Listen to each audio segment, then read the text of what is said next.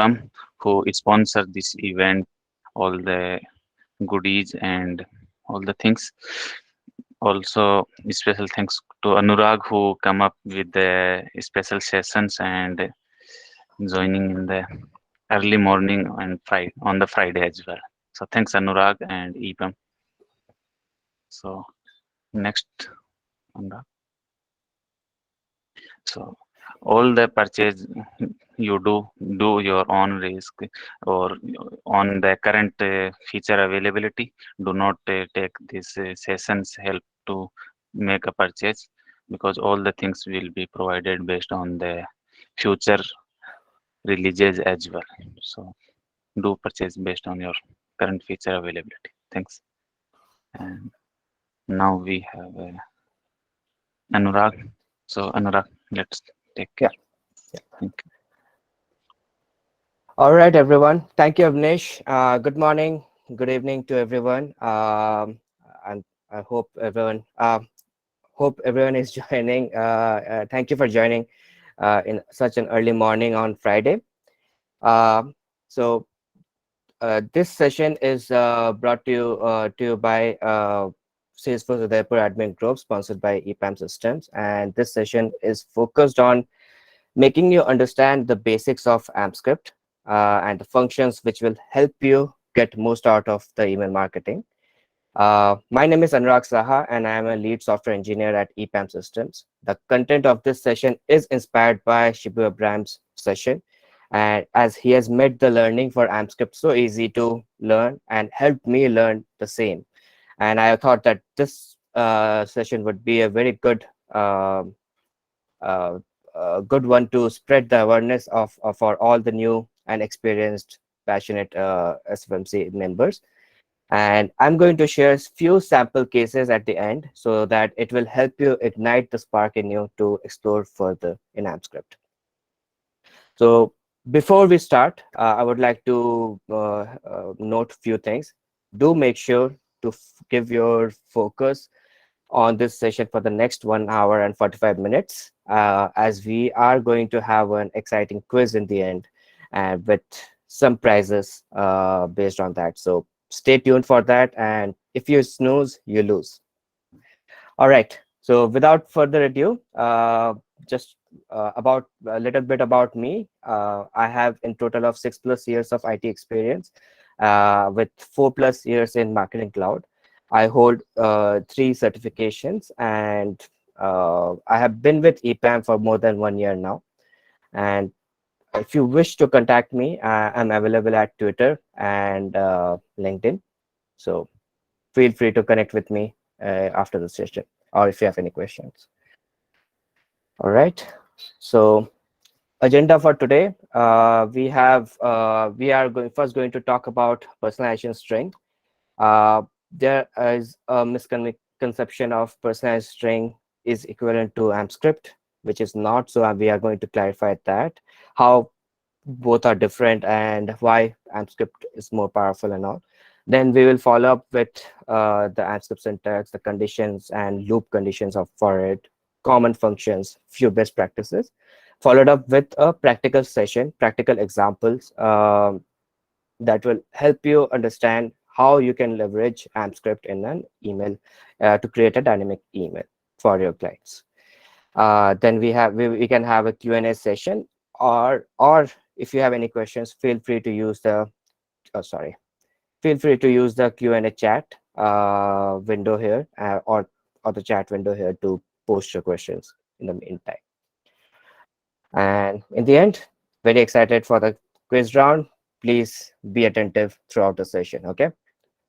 Uh, all right. So what is personalization string?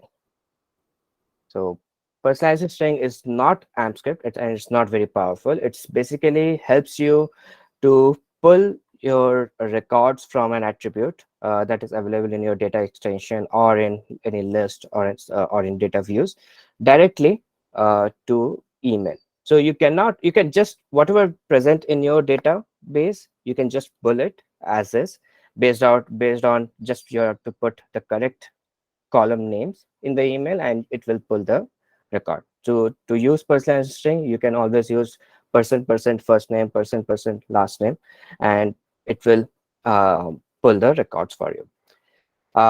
So it can do the job if you have a very good data. So you have all your names, first name, last name in a proper case, and you don't have to worry about the data will not ever be have a uppercase, all caps or all lowercase kind of thing. So if your data is very clean, you can feel free to use the personalized string without any issues. It can also help you, personalized string can also help you reach out to um, certain system syntax, which I will be sharing. Oh, yeah. So yeah, like I said, attribute strings, you can access the uh, just attributes by using either email subscriber or sendable data extension. These are the ways you can uh, pull the personalized string from uh, for an email. Certain system strings to look for. We can use this predefined system strings that can be leveraged to pull the dates. For example, these are the date strings. You can directly use it, and it will help you to pull the current date. That is the system date. You can pull it directly from it. Similarly, for if you have any email, you want to pull the email name directly in the emails, you can do that as well. If you want to play around with sender's interaction pattern, use this to, and this may come in handy for that. And so these are few things, like you can, if you want to pull any list name or anything, these can come in very handy in those situations. So just to give you how we can leverage personalized string. Give me one second if I can share. Yeah. All right. So here, if you see, I have used those system strings like xt month, xt year. So if there is any subject line and you want to add your current month and year after it, you don't have to do much. You just have to pull this, and it's good to go. Here, I am using hello first name, last name. These are the values I have in my data extension. So if you can see first name, last name, it's mentioned here. And now, if I have to pull anything apart from that, like this is my data extension, right? And if I have to pull any system strings, I can do that as well from here. Or if I have to pull it from a different data extension, which is not you going to use in my sending data extension, I can always go ahead and select any data extension from here and select those fields. Anurag, can you Yeah. zoom in a bit? Zoom in. Okay. Is it okay? Or should I zoom more? A little more, please. Yeah. All right. Cool. So now, if we're going to render this, yeah. So as you see, for this scenario, I have my first name, last name in a proper case, right? But there are cases here I have it all in small case, or I have here the last name is in all caps. So I don't have the control, like using, if I just use the personalized string, I don't have the control to make sure that if it's all proper case or uh, like uh, uppercase or something. So that's the limitation of personalized string. You can use if your data is clean, but if you want to make sure that you are sending the names and all in the right format, we will talk about it when we will be discussing the Ampscript on how to handle this scenario. Right. Uh, just, yeah. Right. Okay. So now Ampscript. Right? What is Ampscript? So Ampscript is a scripting language. It's a proprietary language from Salesforce, and it can only be used with Salesforce if you're creating an email and sending it out of Marketing Cloud. So It can be easily embedded with HTML, email, text email, landing pages, SMS, message, or push notification. And Anscript has the ability to display and format the subscriber. It helps you query and manipulate and update the data in a data extension, make simple or complex decision of content generation, and build a data set from a string or block of XML. So it truly unlocks the one-to-one messaging experience if you want to use Ampscript. For this session, since it's a very fast, Ampscript is very vast. We have around 160 such art functions that you can leverage. We are going to focus on only that are going to be used for email. So there are, like I said, mentioned, it can be used for creating cloud page, it can be used for SMSs and all those things. So we are going to just stick to email marketing for this one. Okay. So like I mentioned, it's a proprietary scripting language for Marketing Cloud, and there are two ways to declare or call Ampscript. So similar to personalized string, the reason why some people get confused is we both they both share the initial percentage, but to declare to work with Ampscript, we have to mention a bracket. So that is called block. This is specifically used to declare or set variable, process conditional logic, or large amount of data formatting. So this is used to write the Ampscript code or logic. And then we have the inline, which can be written in between an HTML, and we're using TD paragraph, and you can output the values. So whatever logic you are writing here, and if you want to output those value here, this is a simple way of doing it, right? Percent equals to v bracket fname. So fname means you are going to declare a variable, and whatever values that you are pulling here, it will be uh, pulled in this section on the real time, on the runtime, right? So few things to note here.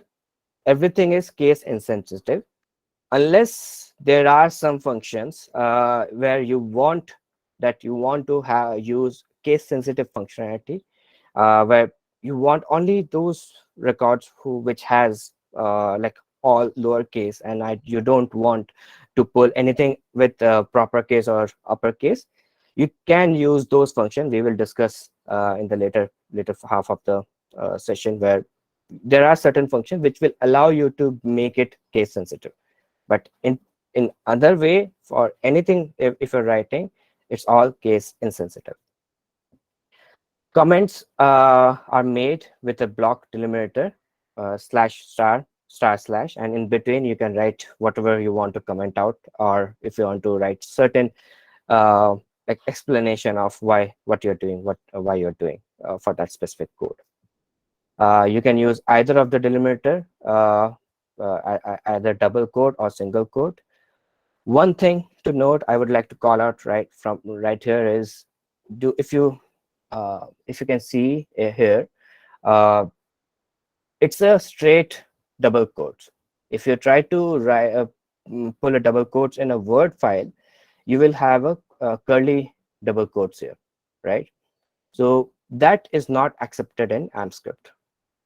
So if you try to use that, Ampscript will not tell you what the error is, but it will throw an error and it won't allow you to proceed with your Ampscript. So this is, I have personally faced a lot of time when such things happen. We have to make sure this should be a straight one, not a curly one. Okay. Another thing to note, Ampscript is essentially a procedural and process top-down language, where it will first render the pre-header, which we can write within HTML body, and then it will render the text body, and then in the end it will render the subject line. Okay, so if in case you have certain like you have subject line that you want to do a dynamic subject line to do A/B testing, for example, based out of certain words, like if you are if segment 1 is coming, then put subject line this versus that, right? So you can write that logic in Ampscript under Ampscript block, and then pull that subject line value in the subject line area on top. So that way, uh, it will render all the processing here, and then it can show the correct subject line on the fly. There are few editors, Ampscript editor that you can leverage, you can use. Is VS Code. It's a Visual Basic code that you can use, or Sublime Text. And to make it Ampscript ready, there are two plugins. Like for VS Code, it's Ampscript, and for Sublime Text is Ampscript Highlighter. They just help you write this Ampscript and format it correctly. If there is any error, it can highlight those and tell you where the error is, which unfortunately our marketing cloud doesn't allow. So it's a good tool to use just to format and see if your code is correct. And then once the code is ready, you can always copy it and paste it in your in the Ampscript block in marketing cloud or in HTML to render it and proceed with the same. Another thing, when in Ampscript, in VS Code, if you have to make sure that those highlights are working correctly, do make sure to save that file in .amp file so that the Ampscript highlighters work for them. All right. So variables, to declare a variable using var, we have to use var at the rate and the variable name, right? So this is similar to any language, Java, be it Java or C, right? You do declare a variable first, then you set the values. So any language, this is also has the same similar function, with a catch that it's a best practice to use variable, but to declare it, but it's not a mandatory thing.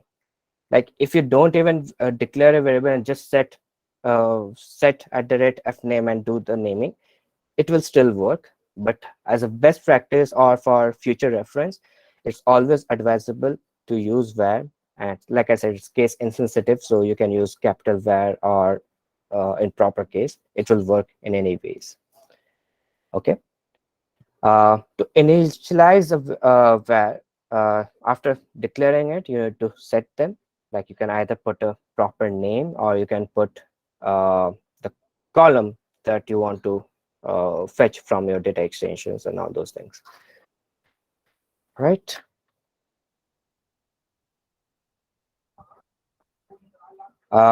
Certain operators similar to what we usually know is, if you have to just make a sign of something, you can do equal to. If you want to compare two words or two columns and then decide, you can use equals, double equal to. For not equal to it, exclamation equals to, less than, greater than, all those things. You can also use logical operator, not, and, or, and all. All right.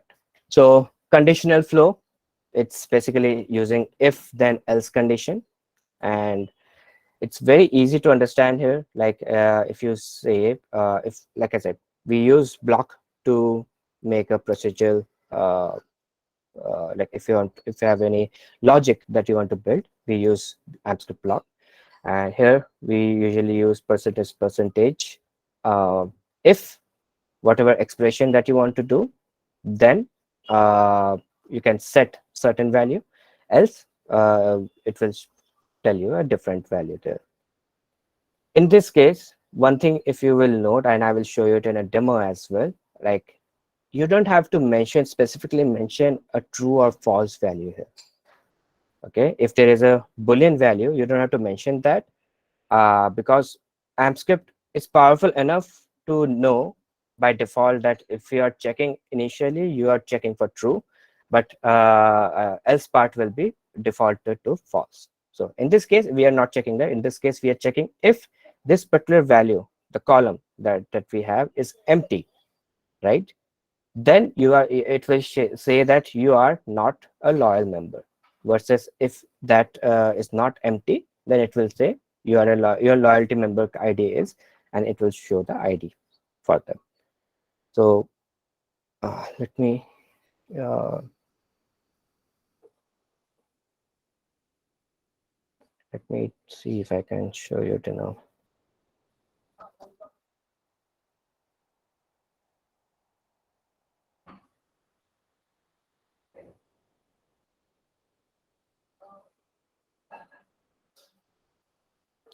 Okay.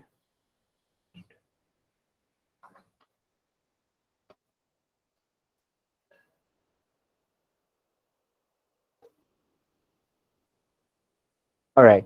So in this case, if you see, um, we have a is NTO member column, which we are doing a boolean. It's a boolean value, and we are seeing if they are true or false based on their if they are a member or not.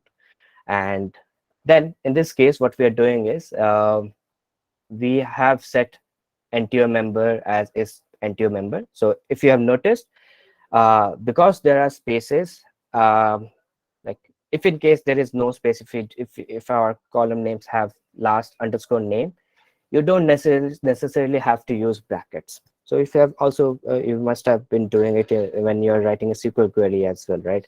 Where if there is a space in your data extension name, you do put them in a bracket so that it's considered as one unit. So same here, just to avoid that confusion, you always, it's best practice to put it in a bracket, else it may throw an error. Yeah, so in this if else condition, like I mentioned, I'm just doing if NTO name, I'm just pulling that. I have not mentioning is equals to true or false here. Okay, Ampscript is powerful enough to understand that. Then thank you for being a valuable NTO member. Else, please register for NTO membership to avail the special offer. Okay, so if we go there, see. So here, as you can see, he is not an NTO member. It says please register. So if we go to some other, so in this case, this is true, and thank you for being a valuable member. Okay, so that's how it's working. Any questions so far?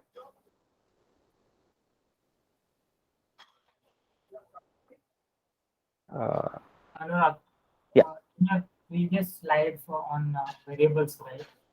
There was something mentioned as a dynamic typing. Can you please explain that? which one? Yeah, dynamic typing allows the same variable to contain a number, day, boolean, or string. So, so dynamic typing means like if you want to dynamically pull any variable, it allows number, date, boolean, or string to be set. Like in this case, if you want to dynamically pull certain values. So, So is there kind of a scope or something for a certain variable, like say first name, right? mhm. Can we set up a scope that it can only be used as a name field or a number field in certain scope, and then it can be changed? No, no, no. So if it's been set in the data exchange, if it's set as a name, like text field, it cannot be changed to number field in dynamically. Okay, thank you. All right. 1 second.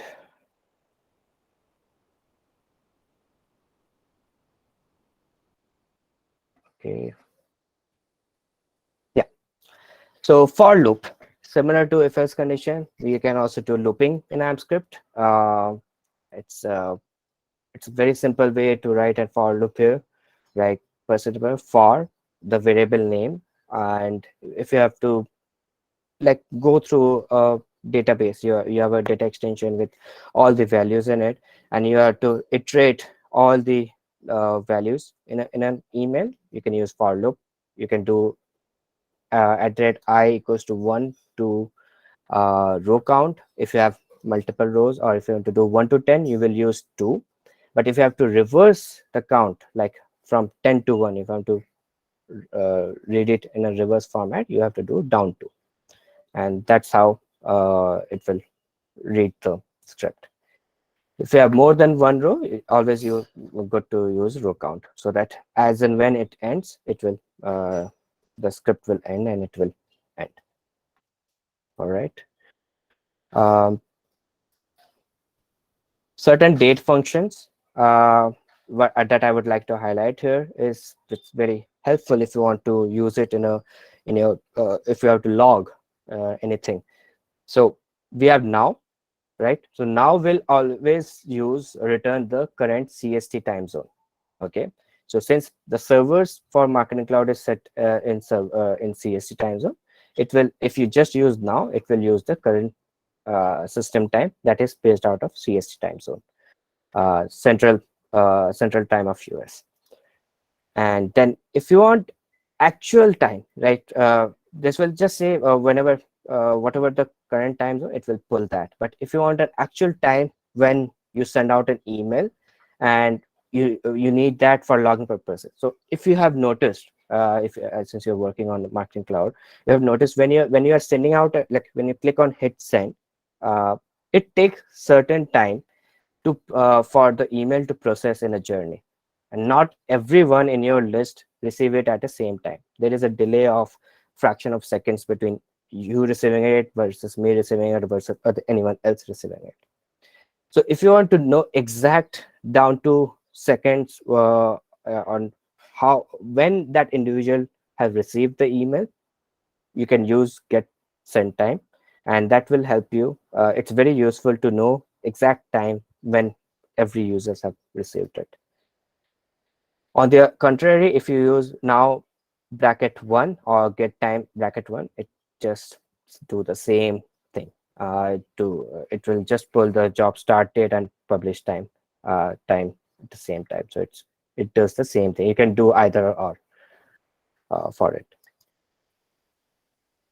Some date function which also come in handy that and when you're sending out an email which has some dates that you want to show, like for example your appointment is due tomorrow, if you want to say, and you don't want to mention it every time. So if you are sending it a day prior, and the message should automatically tell you the next day, right? So you can always set it in a format using date add, set tomorrow and date add from today. So since you are sending it today to now, plus 1 day, right? So plus one, if you want to do it, send out a reminder for 5 days later, right? Similar thing, you can do 5 here, and it will send out an email today saying 5 days later you have an appointment with a doctor or something, right? Similar thing, you can, instead of day, you can use day, date, month, hour, even minutes if you want. Similarly, if you want to pull a date part to show, like for example, uh, you have a footer, right? And we usually have a copyright name and then a year for that like copyright is valid for, and that usually change every year. So if you want to make it dynamic, you don't have to worry about it. Okay, I'm in 2023 now, but I'm still using 2022 there. You don't have to worry. You can just use date part year, and it will take care of it. You don't have to worry about it that okay, I forgot to change that year since we have moved to 2023. Just an example. Okay. Similarly, these are few very date functions that may come in handy, that you can use why in this fashion to show or render the counts, sorry, dates.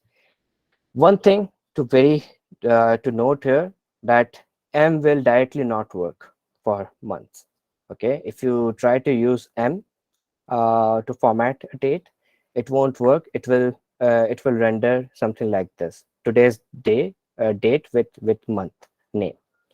Okay, so to make sure that if you are looking for numerical value, make sure that you use percentage in front of it. Okay, so this is very important, and it won't you won't be seeing it when in any documentation. You won't see it. So this comes if you try to do practical. You can do that.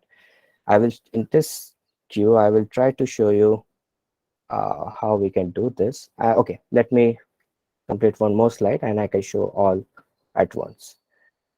Um, all right. So formatting similar to that. If you have let's assume you are working for a client who are available in US as well as in UK.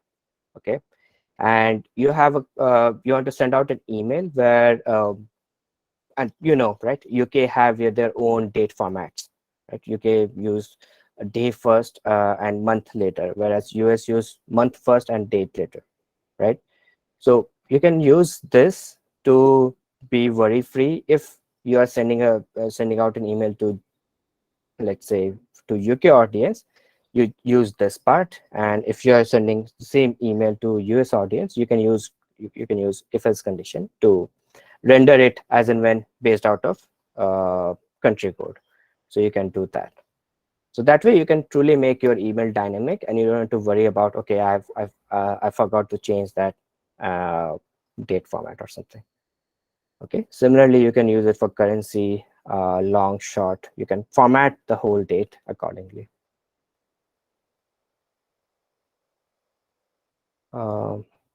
Right.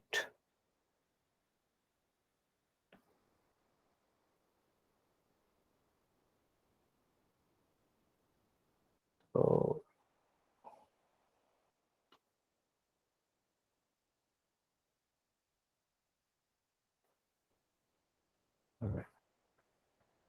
So here, if you can see, we have a code for tomorrow that will pull today's date, and it will show you the next day.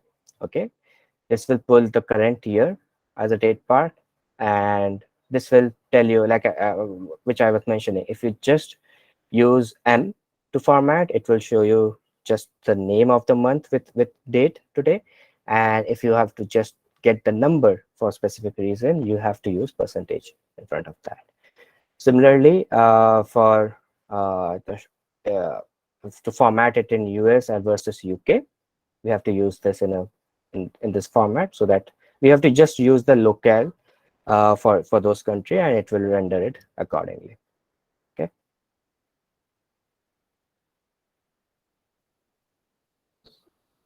Yeah. So we have so yeah, just to note, it's don't get confused because it's showing tomorrow's date, because in US it's still 28th. We are like I said, the server is in CST time zone, so don't get confused there. It's pulling the CST time zone and then adding a day with that, right? So in US it's still 10 p.m.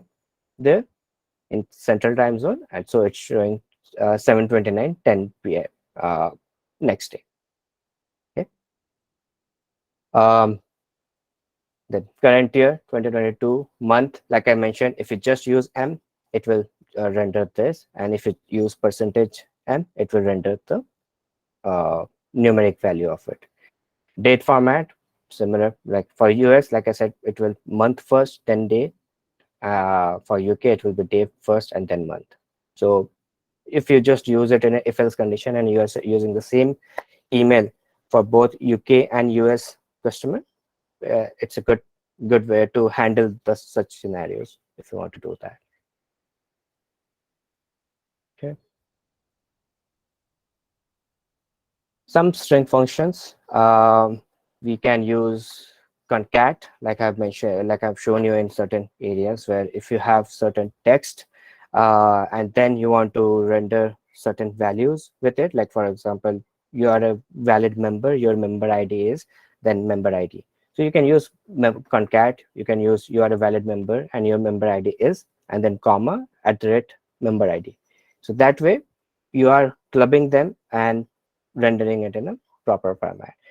You can also use it for if you have, let's say, there is a use case where you are getting a shipment ID, dynamic value. You're just getting this tracking ID for shipment ID, right? But the link prior to that, for example, the FedEx link for it is common for every tracking ID. You just have to append that tracking ID in front of it, that URL, and it's good to go. For and every user, based on what they order, will have a different FedEx ID, tracking ID. So to do that, instead of asking the team to send the whole link every time, we can handle that using concat function, where you will have the whole URL placed here, and then you are dynamically pulling that FedEx ID here, and it will concat. And when it hit your mailbox and you click on it, it will work as if it's a one URL. Okay. Uh, then same with length. If you have to calculate a length of a word, you can do that with this. This is where I was coming from, where I've told you, if you have your database is not very clean, and you don't have to worry about it, you can use Ampscript to set it as uppercase, lowercase, proper case based on your use case, and it will render the values irrespective of how it's written in your database. Okay. Replace, if you have a list and you don't want to, like, it's a very big paragraph and you don't want to, it's been used, let's say, last year, and you want to reuse it, but you don't want to change all the wordings or the date that has been used, right? So you can just set this and then write a replace wherever there is 2017, use 2018, whatever, right? So that way you don't, like, it's same text, you are doing it in a smarter way. Okay. Replace list, on the other hand, it comes in handy if you have certain, let's say, a paragraph or word, and it works in three ways, three strings. Okay. One, what you want to replace. Okay. Sorry, which section you want to replace. Okay. What you want to replace it with, and what areas you want to replace those values with. Okay. So I want this, in which I want X to be replaced on areas like A, C, E, G. So A, C, E, G will be replaced with X in this scenario. Okay. Trim, on the other, is very useful tool, which I would suggest to be used with whenever you are doing first name or last name, or like whenever you're pulling the data. It's always a good practice to avoid pulling spaces. So database usually tends to have a space. Sometimes it's not clean every time. So if you want to avoid, okay, to look odd some places in the email, it's always good to use the trim function. It's same as you expect in Excel's how the team trim work. You can use that here as well. All right. Utility functions, we have two. Like, we can use it as V. I have told you V is used for outputting the values in an inline Ampscript, right? So it's used for outputting the values, whereas attribute value is also used for the same reason. But if you want to use like put it in a block section, you can use attribute value. The key difference between V and attribute value is V returns the value from the attribute present in the data extension, whereas attribute value will return null if the value is not present there, and V will return an error. Okay. So if a data has a null value in it, attribute value will handle it properly without an issue, but we will like throw an error because it doesn't accept or doesn't output a null value.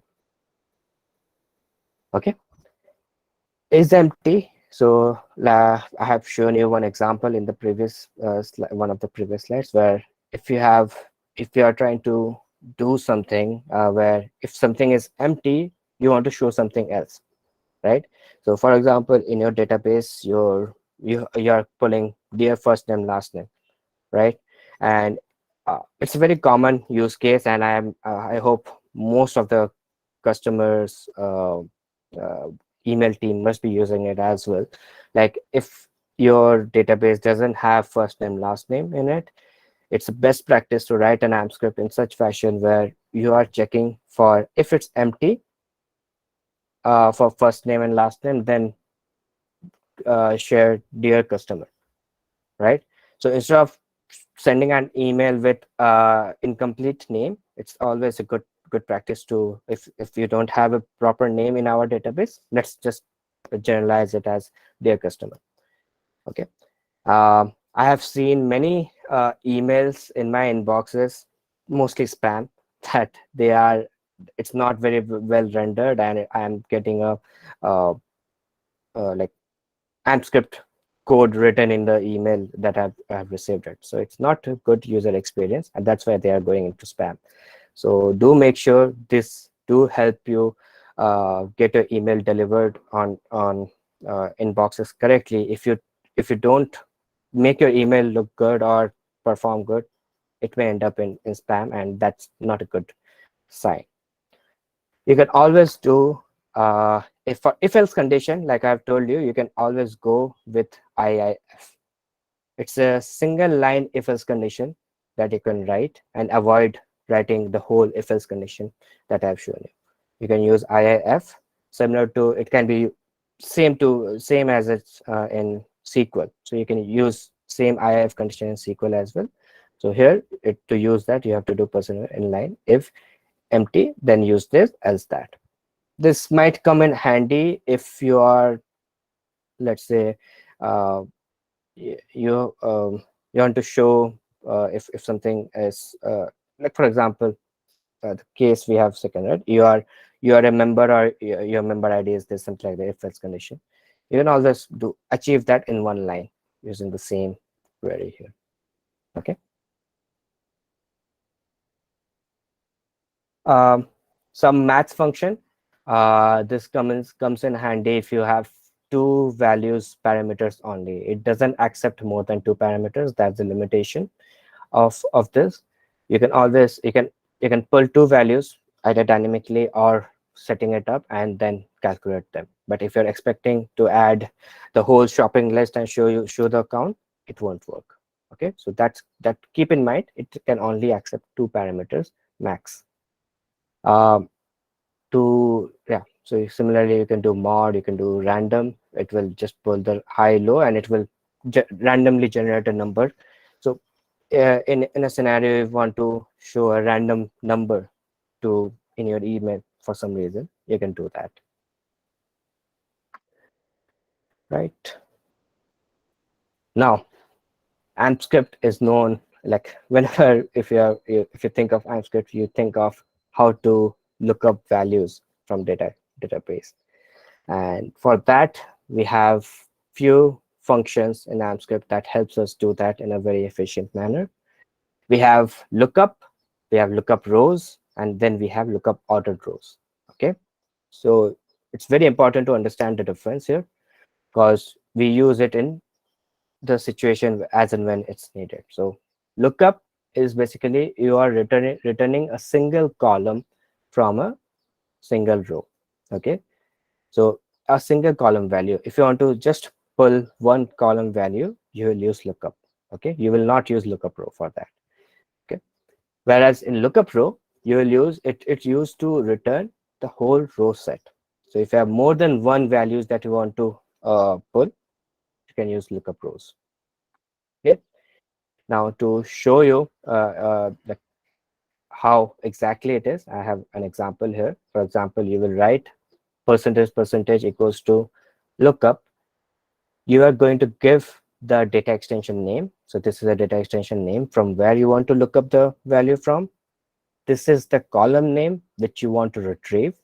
Okay, and this is the column name in for the logic that you're applying. Okay, if the subscriber key is this equals to this, you are going to retrieve the first name of that person. Okay, so here, for example, it will only pull the first names of this specific function. Okay, right. I think it's good time to show you it as an example.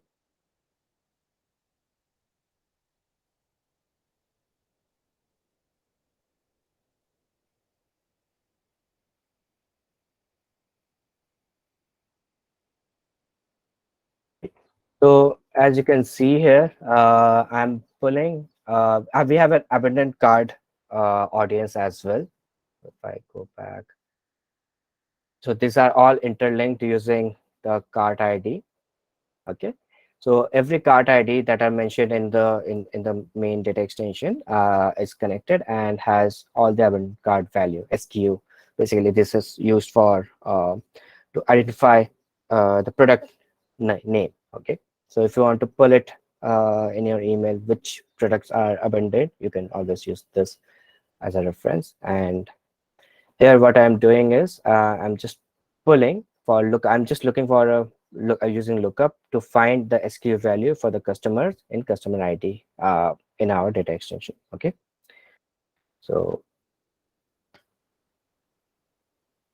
here, if you can see here, based on the customer ID, whatever whosoever is like for this brand,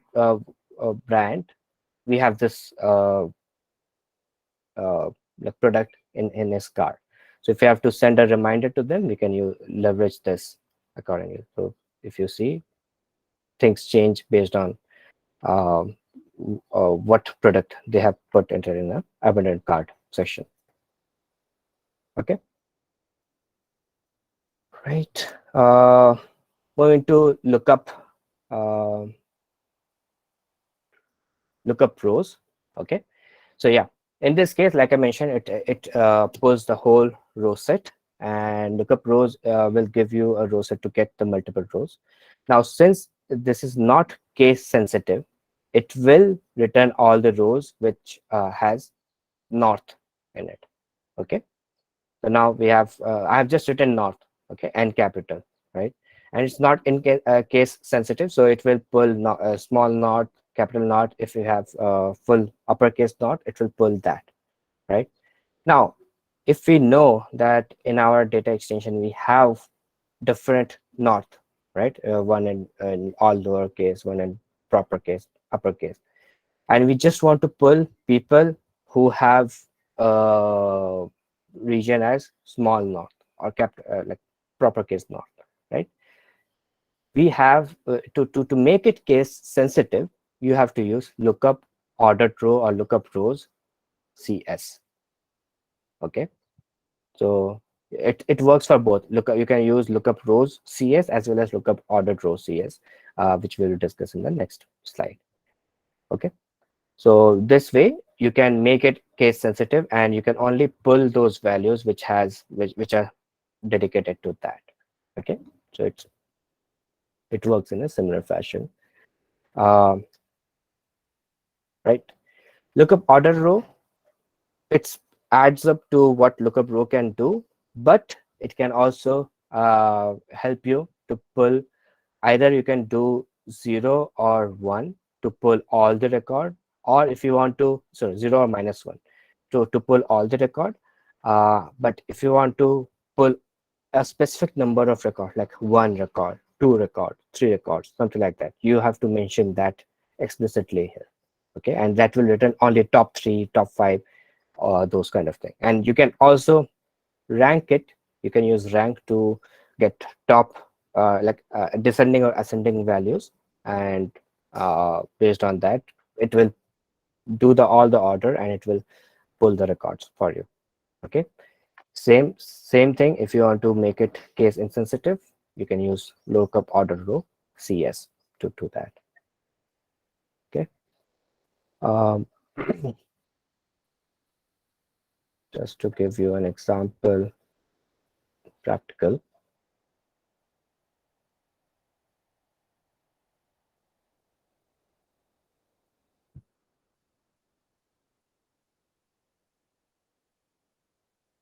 Right here, what we are doing is we are rendering all the products that we have for that person in the product catalog data extension.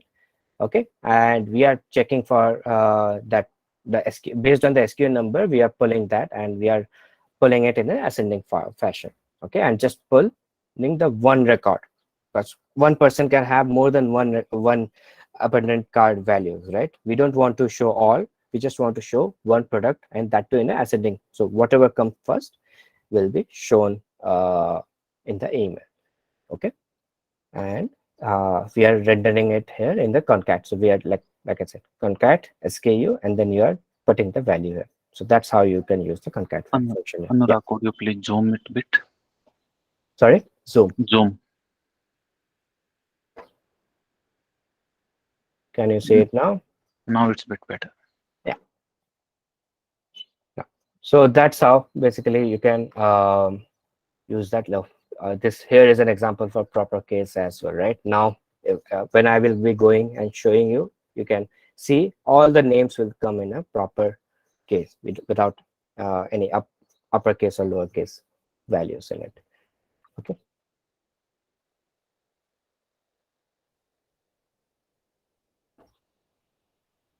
See, uh, so I'm getting all the values which I'm pulling from there. Let me find an example with, yeah. If you see, the last name here is on caps, but since I've used proper case, I don't have to worry about it. I'm making sure that my end user is getting the name in a proper format. Okay. Same with this, all lowercase here, but still I'm getting it in a all proper format. And also, as you see, the products that are associated with that person are which they have abundant, and the in ascending order we are pulling that and showing it in this email. Okay.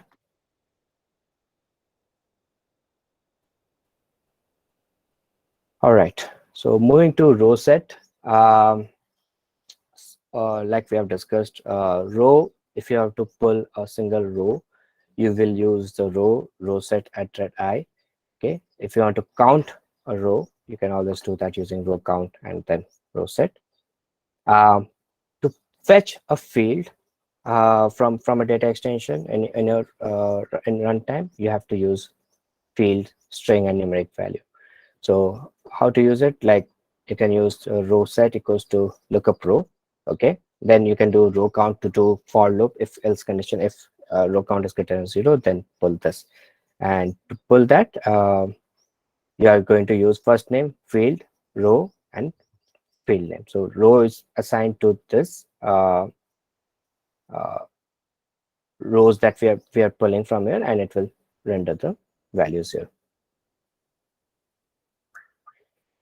Demanipulation. Yeah, this is very important, and I think there are many people who gets confused here. Insert D, update D, delete D. Okay, so we can do upsert, insert, all those things. D. So I'm specifying on D is because when you are working with email, okay, there are two functions in Ampscript that you can use, that are available to do insert, upsert, and all those things. One is insert DE and one is insert data. Okay, DE and data. The difference between them needs to be very clear when you are working with it. In email, if you're working with email, it will always be DEs. Okay, you cannot use data. Whereas if you are, in the other hand, if you are using cloud pages or mobile, it's best practice to use insert data and not DE there. Okay, the difference between upsert DE and update data is both does the update, but upsert, what upsert do is, if in case there is no record, and for it to update, it will insert a data. So if you are in a situation where you know that there could be a situation where where the record is not available in the database, and it will be a new record, you can use upsert D, and it will take care of both the scenarios, to insert as well as to update. Right. For example, here we usually mention the data extension which we need to update, what one record, number of pairs where you have to use it, then customer ID equals to CID. Okay, and the what we need to update it with. So that's how you can update a database if you want to do that. Yeah, few more functions. If you can directly use redirect to for URL, So if you have a URL that you want to pull, you can use that.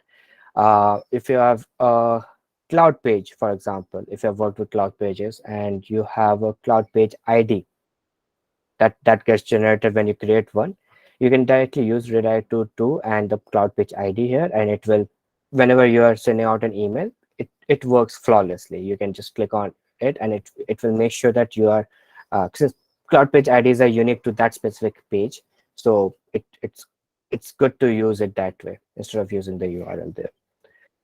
Okay. Treated as content is very important, and it needs to be used very cautiously.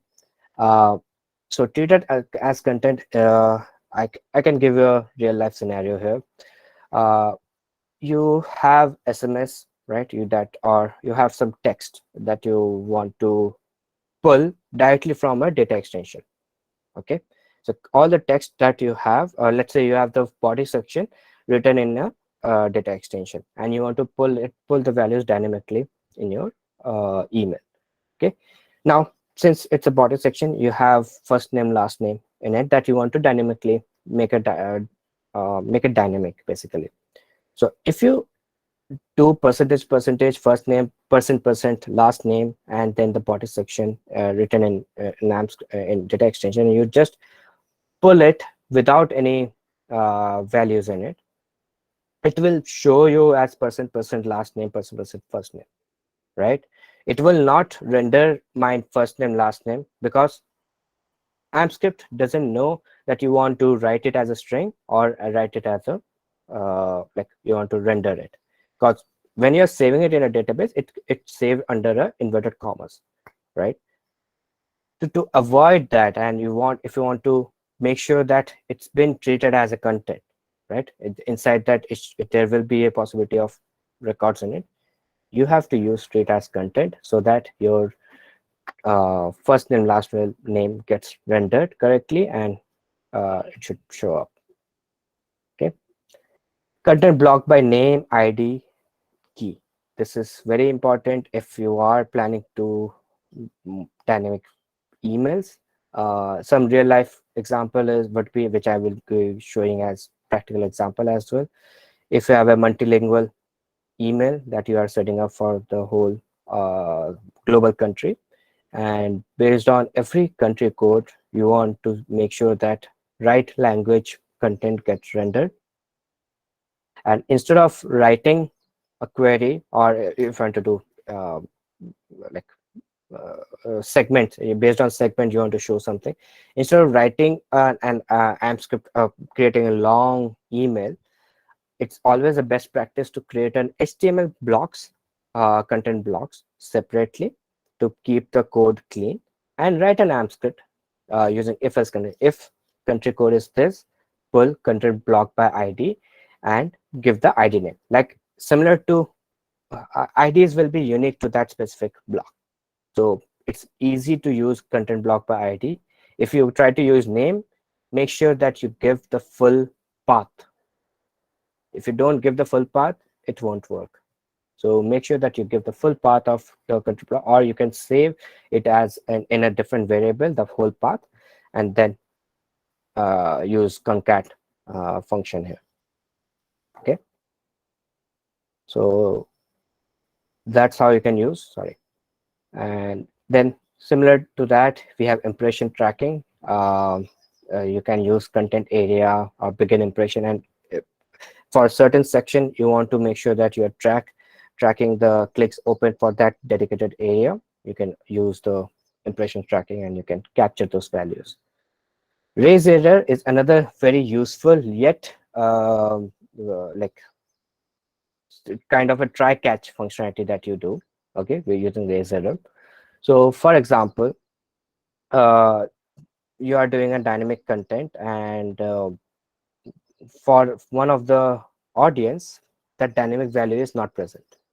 Okay, you don't want to send them a blank email with only header and footer, right? So this happens. Okay, so you have to use a raise error functionality in such situation, where if in case such situation happen, you have to make sure that it stops the send for that specific subscriber. and it moves to the next one, and it will start sending for the rest. So it will stop, and it will stop, and it will not send for those users for those situations.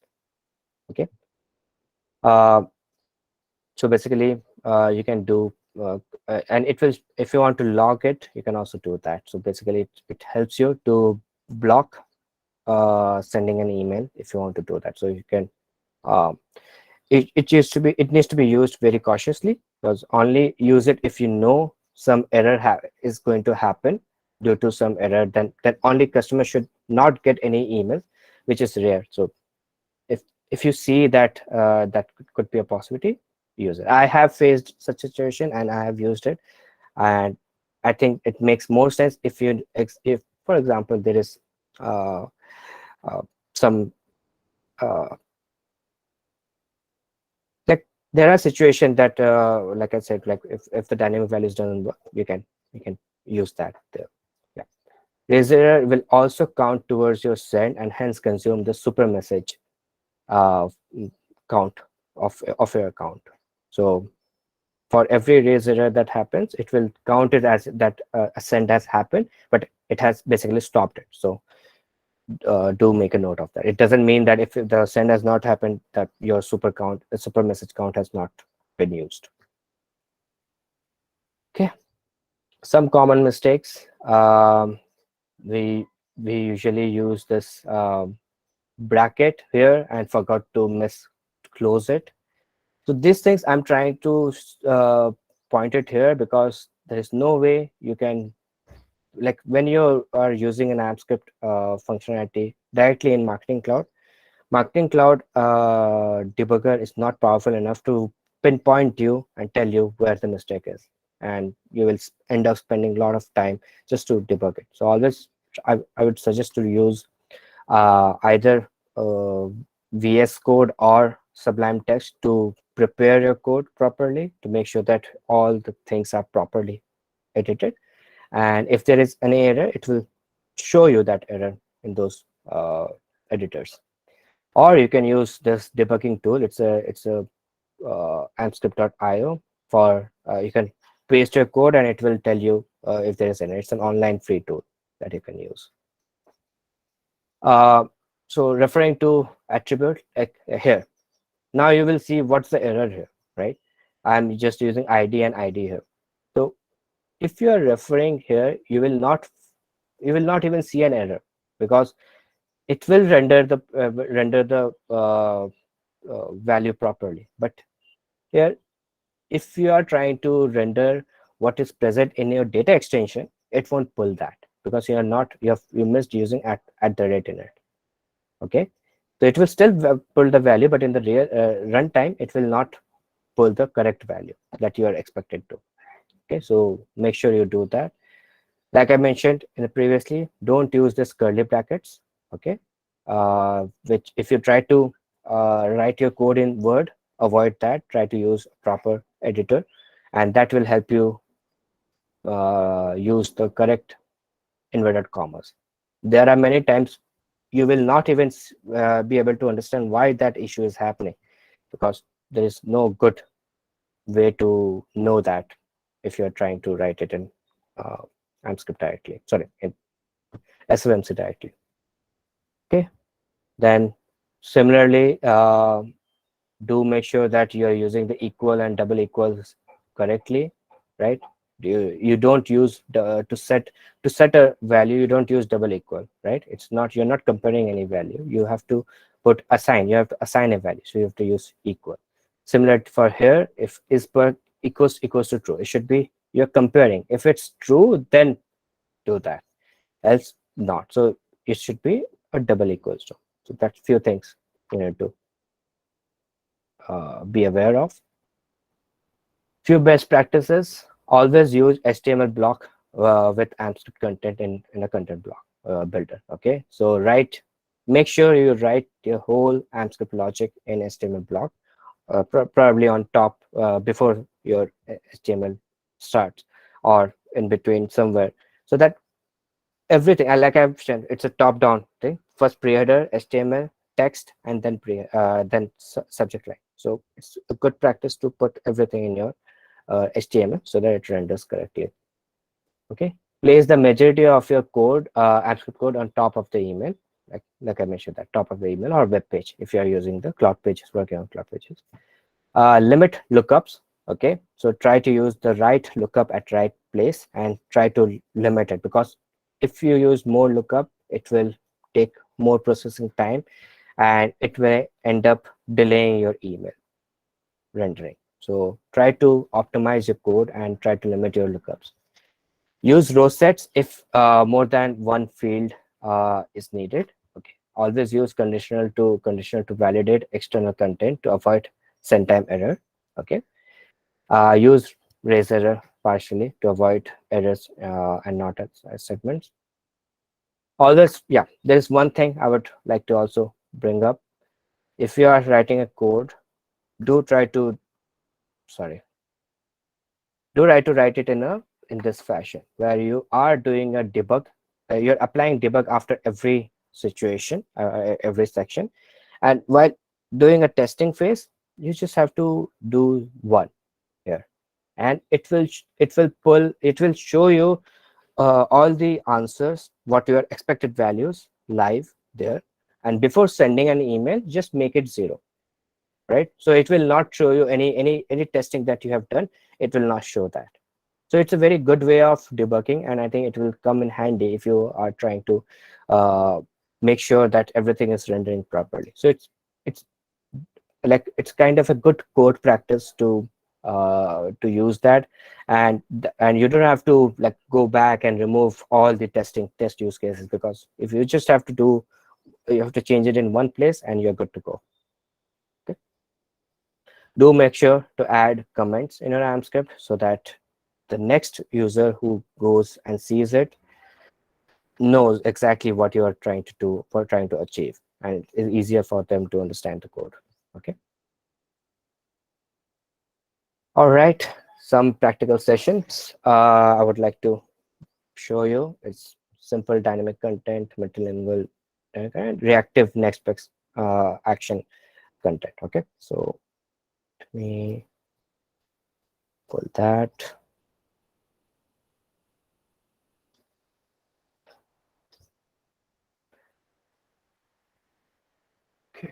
Okay. So here, if you see, it's a simple dynamic content, like where I'm checking for if the gender is male, M, then shows certain block, or if the gender is female, then pull certain block. So I'm using content block by ID here. As you see, these block IDs are unique to that specific content. So if I show you the content, I've created it as a fragment here. So if someone is male, it will show this, okay, section, and if someone is female, it will show this section. Okay, so let's test it out.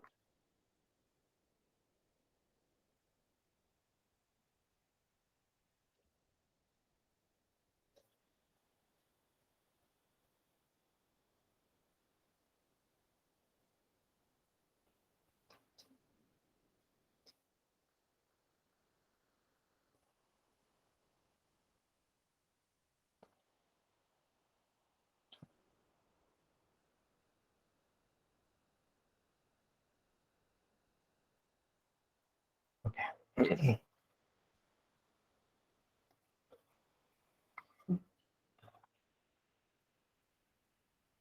Give me 1 second. Marketing Cloud usually takes time. You guys must be aware of it. So let's wait for it. Okay, there we go. Yeah. So I'm passing gender as M, male. So it showed the male section here. And if I have to female, and then it's showing the female section here. Okay, so that way you can dynamically, you don't have to prepare two separate content for something, some segmentation. You can use this and you can create one email with all the fragments that are needed. Similarly, if you want to change any header image or footer text or something, you can always create it as a amps, like you can use the dynamic content for it, and it will change based on the user. to whom you are sending it. Okay.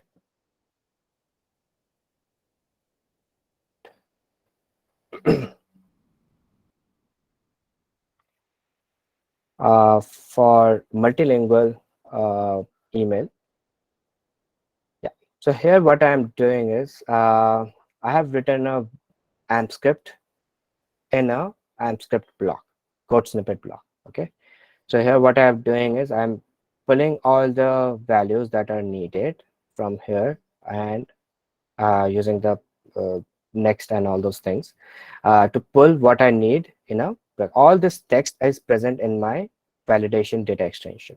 Okay, so based on the country code and language code which I'm passing, if that matches, it will render the values accordingly. Okay, and email, I'm pulling this code snippet in Ampscript block here.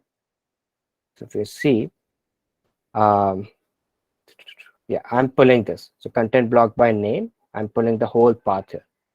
Okay, so I'm using the content block by name. Like I mentioned, you have to give the whole path, else it won't work. So either content or script snippet, code snippet, you can pull it in this fashion. Okay, and now,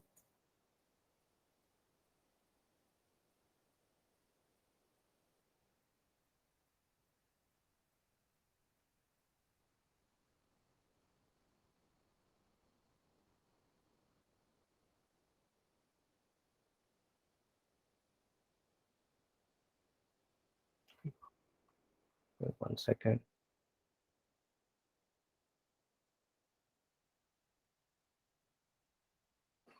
Yeah,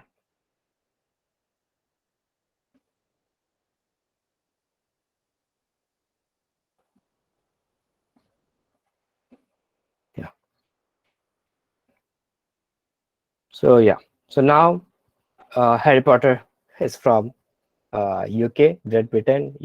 He's receiving his EPAM offer letter showing from in English. Then if Harry Potter is from Korea, he will receive it in this way. Okay, and from Germany this way, from France and from Spain, right? So this is how based on, like, you have to write the Ampscript once, you have to set the data extension once, and based on where the person is, he or she will receive the email in their own native language to make them more welcoming and to connect with them properly. Okay,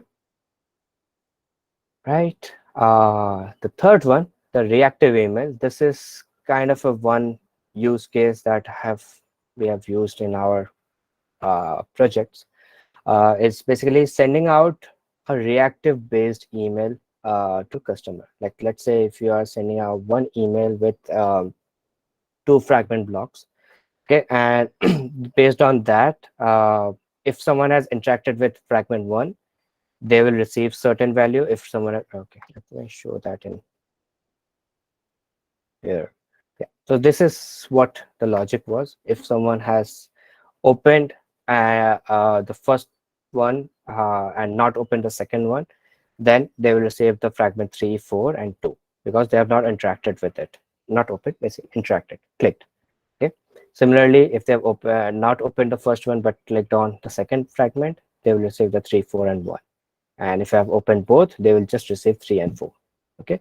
And if you have not opened anything, they will receive all 4 fragments in the email. Okay. Uh,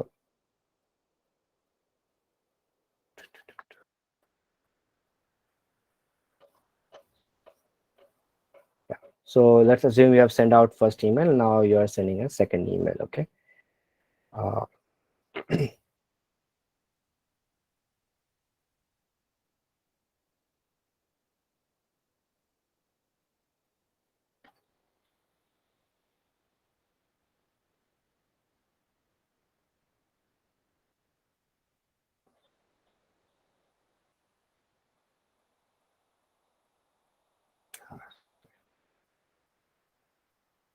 yeah. So there is an Ampscript or backend Ampscript log, sorry, backend automation that is running. In a link for every fragment link I'm using, I have put a alias name, okay, link alias name, right? So in that automation, what I'm checking, if someone has clicked on that alias, it's creating a separate data extension, which I'm referring using Ampscript to make sure that they have clicked on it. If yes, then when we are sending out the next email, I'm getting this 3, 4, and 2 because I have clicked on only first fragment there. Okay. Similarly, if I've not clicked on this first one but clicked on second one, I'm getting 3, 4, and 1. Okay. And if I've clicked on both in my previous email, then I'm getting 3 and 4.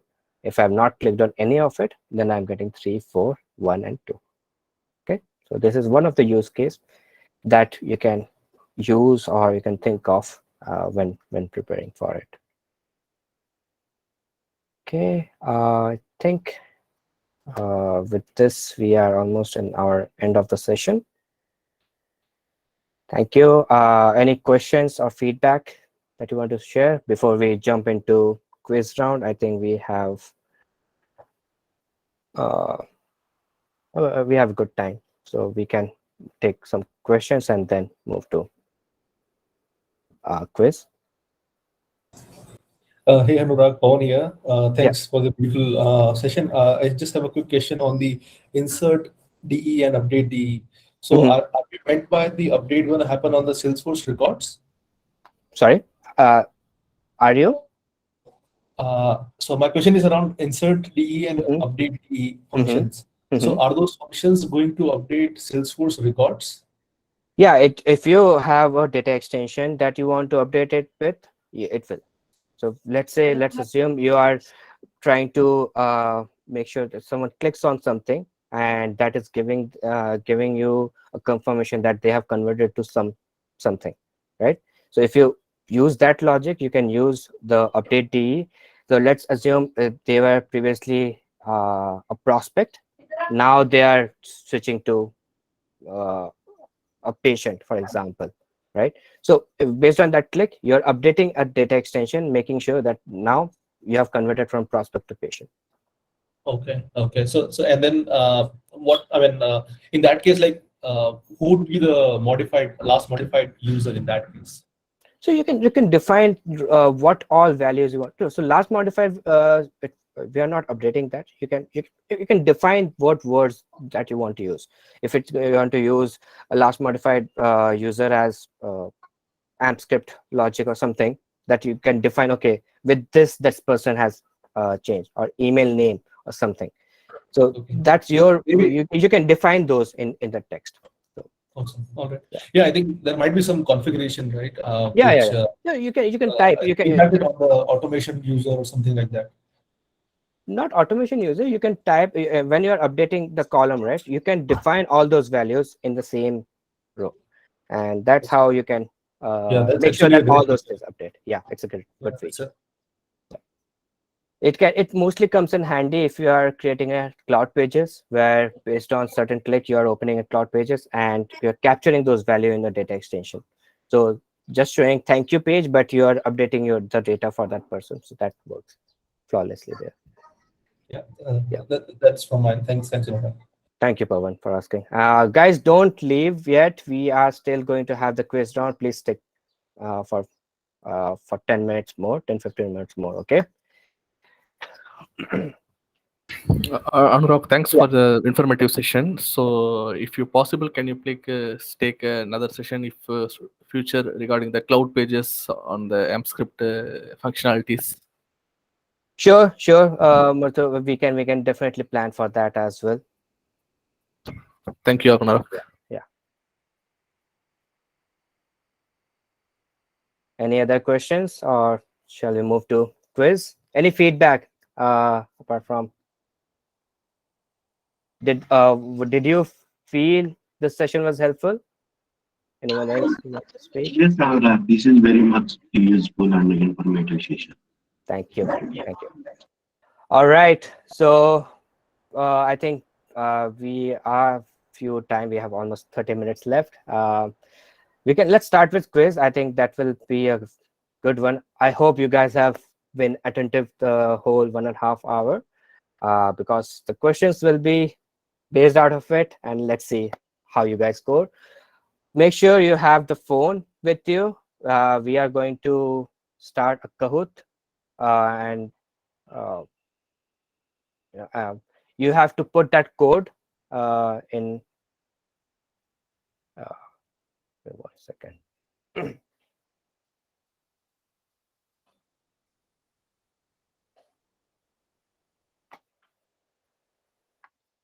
Okay, so this is the. Let me stop this volume. Yeah, so this is the game pin. You can scan it as well on your phone, and please log in with your names here. Hope you guys can see my screen, right? Yes. Yes, Anurag. Okay, Yes. cool.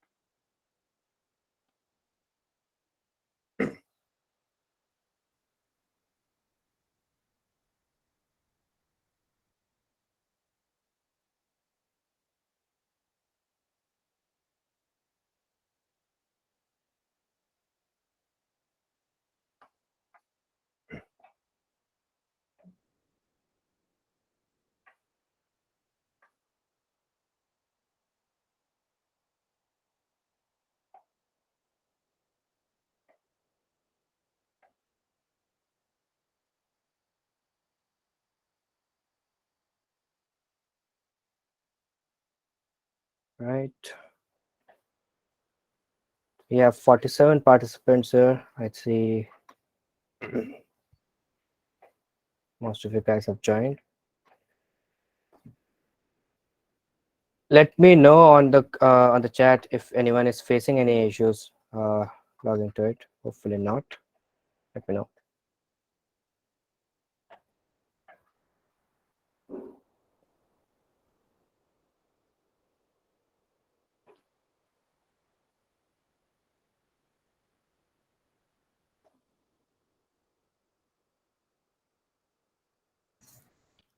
Anurag, Ram here. Yeah, hi Ram.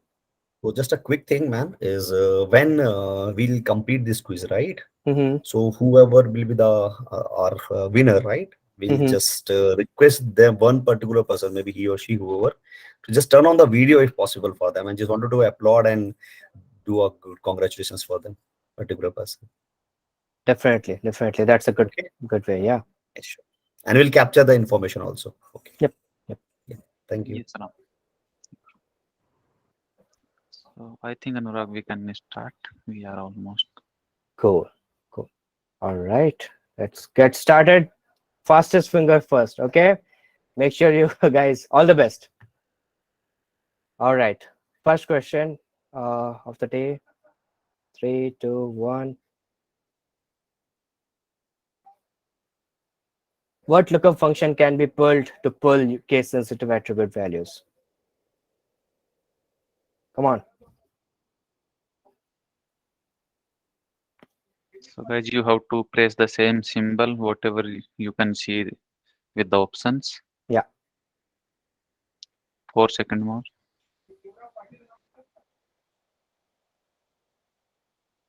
Perfect. Chandan, you're on top. Amrita, second. Ravi, third. Good. All right. Next. So far. What are the advantages of using attribute string over V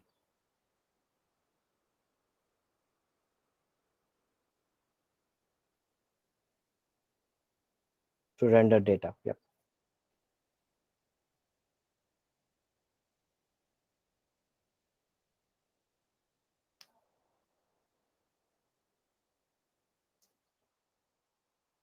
Cool. Right. Good. right? Next. And then move to third. Can insert D be used with cloud pages?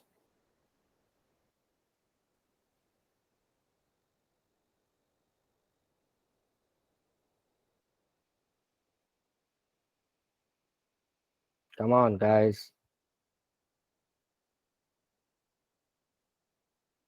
I think most of the people have not attended the session properly. We have discussed this so many times. Huh? All right. Moving on. What Ampscript function can be used to call content block?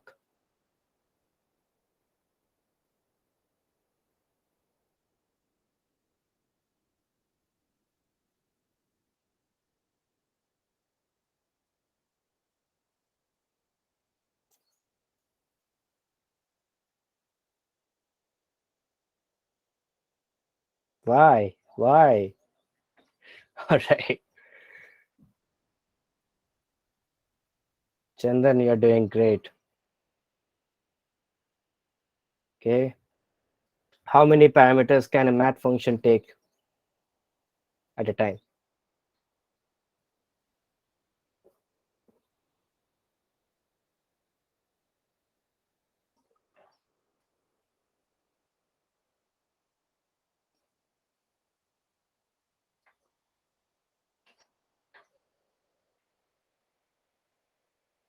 Cool. Right.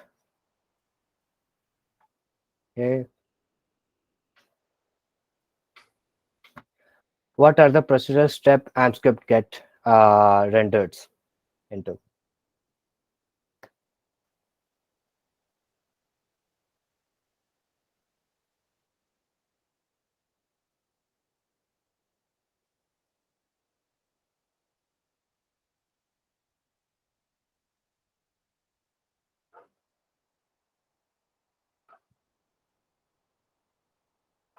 Right.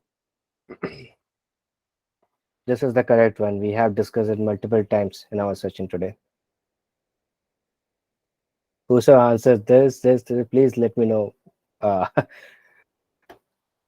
all right. Anyways, moving on. I think Chandan, you are still on top. Good man.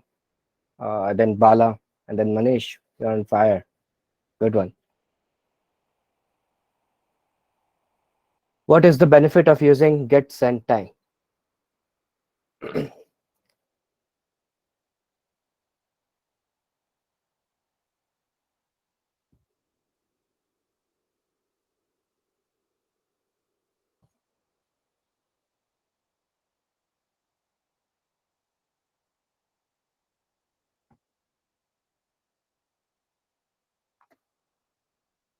Good, good, good, good. Okay. Oh, okay. Okay, cool. We are seeing a change here. All right, moving on. What a date part function is used for? When a date part function is used, basically.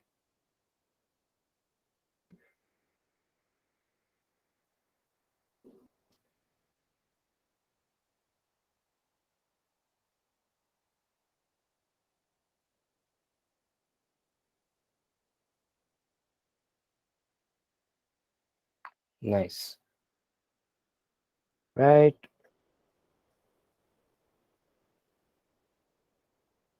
Good one, Bala. You're on top right now. Pratik, Chandan. Yep. All right. Let's go to next. We have still 3 or 4 uh, questions to go. Yeah. How to declare a variable?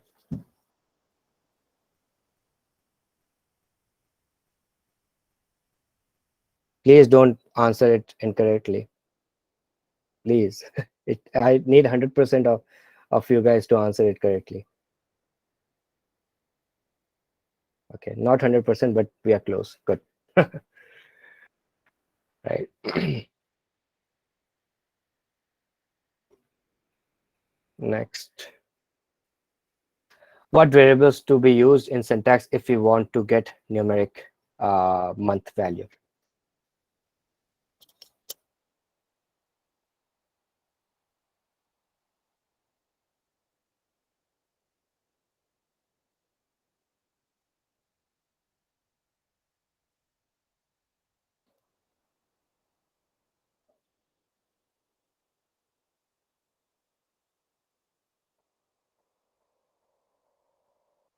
Okay. Okay. 2 questions to go. What is the correct format of inline Ampscript?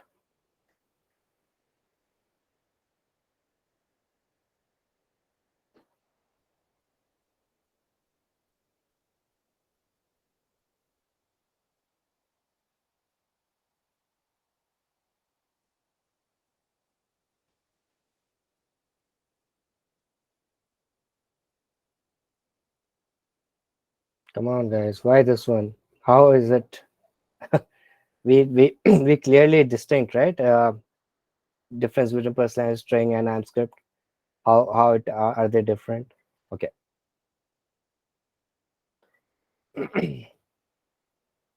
Congratulations, Bala. You are doing good. Pratik, good one, and Manish, next. Right. Last question of the day. Which category of functions should you use to retrieve text images from your email message?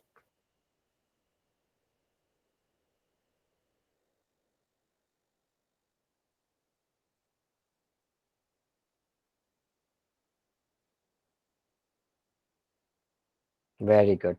Most of them have answered correctly. Good one. All right. So, moment of truth. Now we'll see who is the winner. Yeah. Third, Manish. Congratulations. Manish, congratulations. Pratik, Pratik, congratulations. congratulations. Winners, can you And please turn on Bala, camera. turn on Bala, congratulations. Can you guys turn on the camera if possible? Let Okay. everybody. Not in application. Okay, no worries. But many congratulations, guys. Really, really great. Thanks, sir. Thank you. Hey, Thanks, Bala, thanks, Anurag. congratulations. Hey, Manish. Bala, if you, I think you have come online. Just come Yes. online once. Yeah. Let me turn off the presentation. Okay. Hey, Bala, congratulations. Where are you from? I am from Rourkela, Odisha. So Orissa. yes. Okay, cool. Congratulations, and thank you for being attentive in this session. I hope. Thank you. Thank you. Thanks. Congratulations, Paula. so Thanks, guys. Nice one. Yeah. So, Bala, just a small request. So, would request you to share your details, name and email. So, the gift voucher will be shared to you over the email.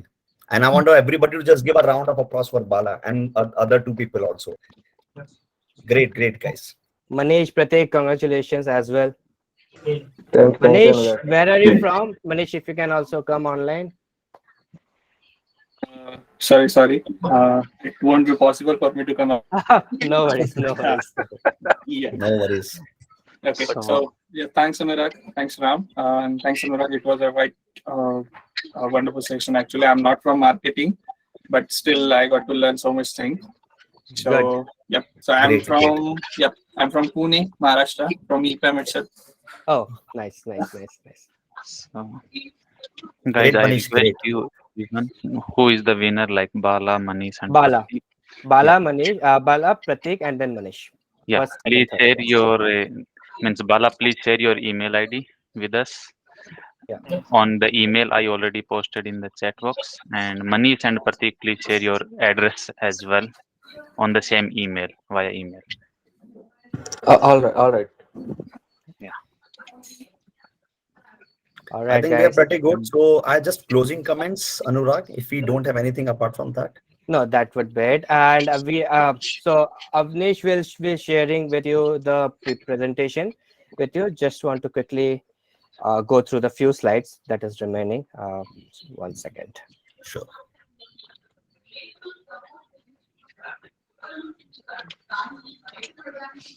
So how this recording link and PPT had been shared with entire group through email? Through email Uh, as well as on the registration page, they can find it. Okay. so in the slide later on, we have a few appendix areas. So useful link to learn Ampscript that you guys can go through. Okay, Mhm. and there is a practice session I found it very useful. You can go and download this from the repository and try to do your own testing in Marketing Cloud as and when you get access. So do make sure you guys practice it. It's fresh in your mind, and it will be easier for you to grasp it now. If you And that's why I wanted to keep it in on Friday, so that you guys can use some of your free time on weekend and make it good use of it. Okay. Thank you all for joining, and please, Ram, over to you. Sure. Thank you so much, Anurag. First, I have a few closing comments. First of all, I wanted to give a big thanks to Anurag, Avinish, and the EPAM team for conducting this so insightful session. And big thanks to you, Anurag. It was such a great session, thorough knowledge sharing. So it was good, and we are expecting that many more sessions to be scheduled in upcoming future for all of us. Big thanks to all the participants also for joining these sessions. I know that it's a Friday and you guys have just take out some time out of it, and I'm hoping that you guys enjoying this session and have some learning points also from here. We are expecting much more sessions to be conducted from our end, and same time we are expecting a more participations from you guys also. So big thanks to you. Nevertheless, but a special thanks to Avnish and the whole Udaipur group for all the support in arranging this session. So we are expecting more sessions to be in future with your collaboration. So big thanks to you, Avnish, and whole Udaipur group also. Thank you. That's it from my end, and have a good weekend ahead, guys. Hope you guys have enjoyed. Thank you, guys. Thank you. Take care. Thank you so Bye-bye. much, guys. Thanks, Take care. everyone. Bye. Bye. Thank you, guys.